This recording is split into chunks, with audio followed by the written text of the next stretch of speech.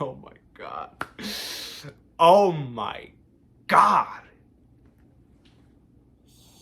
Shit. Man, this was a great movie.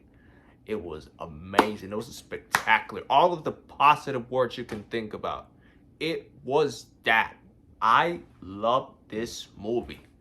So, man, people say we are born in the wrong generation. I just want to tell you that ain't true because this is the perfect time to be a Spider-Man fan.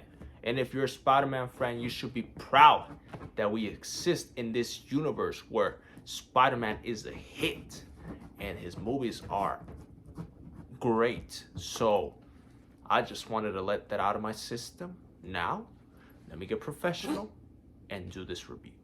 Spider-Man No Way Home. So, right after Mysterio revealed the whole world that Spider-Man is Peter Parker, um, Peter's having trouble in his life in many ways.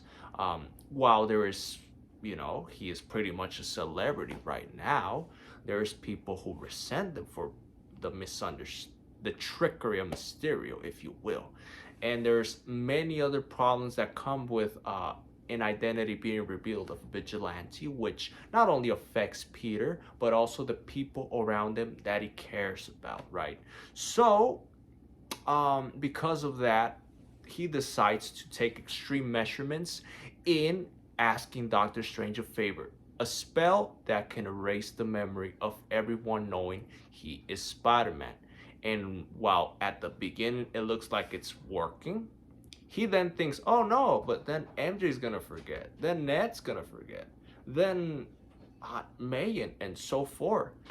So because of that, Doctor Strange, he's distracted and the spell just goes wrong. And because of that, every universe that knows Peter Parker is going after him. And when I say everyone who knows Peter, I mean the bad guys. And that's when we get our villains from the other movies making an appearance.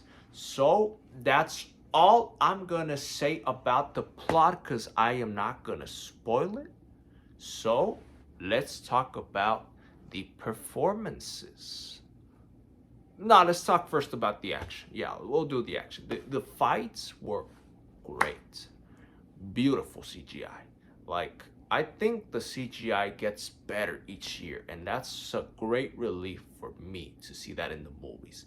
It appears that this is the most expensive Spider Man film of the MCU thus far, and it shows. It shows, like, damn, the fights were spectacular. That bridge scene that you saw being replayed in those trailers, oh, there's a lot more going on than what you saw in those trailers. Like it was, sheesh, it was every single fight scene, not just that one. Every single fight scene had its special thing, and even its to a certain extent like a sentimental part to the fight. In every one of these fights there was like this emotion I had. Oh, like, oh, like I see why, like the conflict, I felt it. So definitely I just want to say that the action was great, and I'll say it was better than the other two Tom Holland movies, better than the Sam Sam Raimi and the other ones. Was it better than those? I must say yes. Why not? I thought they were some of the best that I've seen. So yeah, the acting also great. From the smallest character to our protagonist Peter Parker, they did their job great. But specifically, I want to focus on Tom Holland because I feel like he doesn't get enough respect for him being Spider-Man.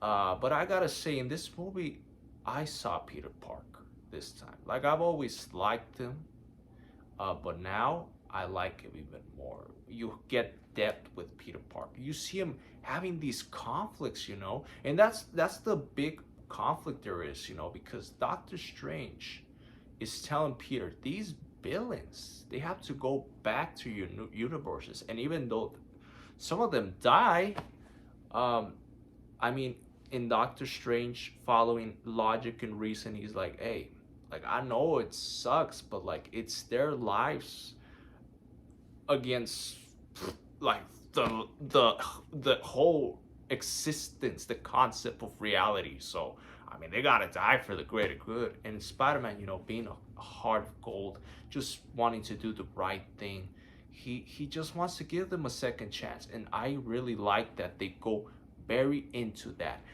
And when he interacts with the villains, it was a lot of good moments, you know. And I also like that the villains get to interact with each other. Like they reference from what happened in the other movies, and it just felt really. I really like that. Like the villains actually do more than like fighting Spider-Man. That's what I really liked. And from those villains, the three that, in my opinion, stood out the most was Green Goblin, Doc Ock, and Electro. Those were the three. Don't get me wrong, the five of them have their moments, but it's those three that really have the most weight in this story, you know. But if I were to choose which one was the most impactful, I would say Green Goblin. Man, that guy, oof, that guy, Willem Dafoe, you're the GOAT when it comes to villains, man. But other performances that stood out to me was Zendaya. And I want to go into the relationship between Tom and Zendaya. Of course, they're dating in real life, and it definitely helps out, like giving it more magic to the movie, because every single scene they're in together, you know, when they have eye contact, when they hug each other, when they're swinging, you know, when they're talking, like there's a scene where they FaceTime, and you just feel like, hey, this is a real couple. Like the couples who go watch the movie, they can relate to them and be like, oh, they're so sweet, you know, oh, they love each other, and they do. And I love that chemistry that there was there. Ned was also good, you know, not my favorite, of course, but he was funny for the most part, and he does more here. He actually does more, believe me or not, and I'll tell you exactly how in the spoilers. But yeah, I was surprised with all of this whole movie. You know, the acting, the fights, um, and there's a lot of references to the other Spider-Man movies. So if you have not seen any of them, like you're not gonna care, if I'm being honest. Like you're just gonna be lost. So I would highly recommend you watch all of the Spider-Man movies, because they do reference a lot of what happens. Um, so as much, I do have to go ahead and mention some negatives. Well, they're just nitpicks, not really negatives. Um, so there is, like, you have to kind of have a suspension of disbelief, because there's things that, I mean, they don't really make sense realistically, but then again, it's just a movie. So I would recommend you to just don't think much into that and go with the flow, because then you're gonna be like, wait a why this, you know. So just enjoy it. Who cares about logic and reason? Who cares? Another thing I want to mention, there's a little there was a fight that I didn't like as much. It wasn't bad, it was just that I just felt like it was you know, it could have been better.